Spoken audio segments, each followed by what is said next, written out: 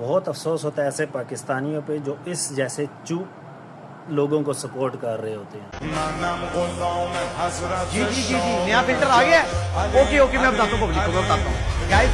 नया फिल्टर, नया साउंड आ चुका है आपके स्क्रीन के ऊपर है। साउंड और फिल्टर दोनों ट्रेंडिंग में है, जल्दी से यूज करें इससे पहले कोई और वायरल हो जाए। ये सपोर्ट करने के काबिल है। इस वक्त जो दुनिया में आलम इस्लाम की बका के लिए जंगें लड़ रही हैं, मुसलमानियत के ख़िलाफ़ इसराइलियों की यलगार और उसके मुसलमानों को ख़त्म करने के लिए जंगें लड़ रहे हैं, मिज़ाइल फेंक रहे हैं, ड्रोन्स अटैक्स हो रहे हैं, मासूम बच्चों को फ़लस्तीन में, अब ईरान के साथ ये वाक़या शुरू हो गया है। तो हम बिल्कुल ईरान के साथ खड़े हैं इस मौके पर।